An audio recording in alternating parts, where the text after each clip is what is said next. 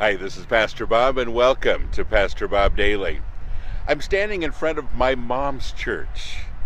This is where she attends, and it's really a great place. They have a lot of things going on both inside the church and outside the church. Wonderful people. She's got some great friends here. She really enjoys this place. And, I wanted to use this as the background for my talk today. A lot of you have asked me about worship. What do I think about worship, and how do you prepare for it? How should you do it?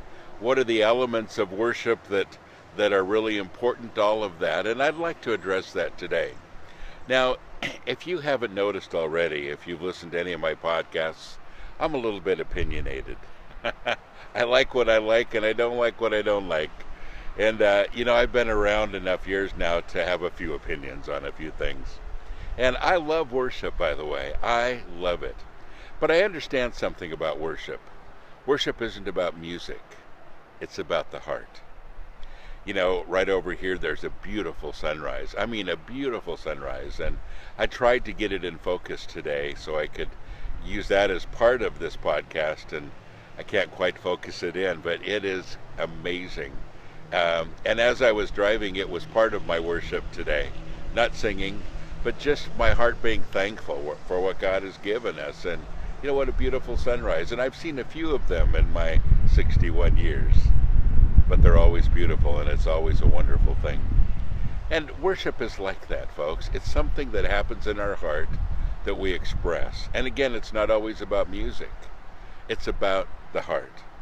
Now, when it involves music, there are so many different kinds. One of the churches that I really enjoy attending here in Nashville, when I have a chance, is a black church, a very large black church. And they have the coolest choir and orchestra.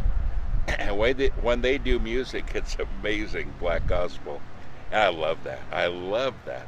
And I love the fact that people are in the aisles clapping, and these little grandmothers are dancing, and it's just fun, and it's great, and man, they're into it, and they love the Lord. And every time I go there, I'm one of the very few white people, and these little grandmothers always try to get me saved. I love that too. So worship can be that. On the other extreme, though, I think we're lacking creativity in worship. I don't think every worship band should sound like U2. And, I like U2. But if I want to listen to U2, I'll turn on U2. I think a lot of our worship has these days has copied that style and really worn it out. When I was growing up, I started playing the piano for church when I was very young. My mom played the organ. And I know all the hymns, and I really loved all the worship songs and the choruses and the more contemporary stuff when they started coming out, and leaving the hymns behind. These days, I'm returning to the hymns. I understand them a little more. And one of the things that I love about the hymns is their depth, is the heart behind them. It's not just trivial words almost. I'm not saying every modern day worship song is like that, but when you compare them to some of the hymns, I don't think they compare very well. And I think we've lost some of that. I think the church has lost some of that. There's a lot of discussion these days on how a worship team should be.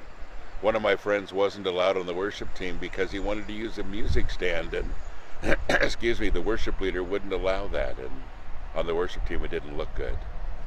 A lot of people are very concerned about the look. There's a certain dress, a certain style, a certain way to raise your hands when you're in worship. And they don't want anybody to look awkward when they're raising their hands, so everybody's kind of the same. And, there's that. There are some churches, and I've encountered two of them now, where the worship team doesn't play on the stage. They're off stage, so you can't see them. And it takes your eyes off of the people on stage and directs it towards the music itself and what the purpose of worship is. I think that's a unique idea too.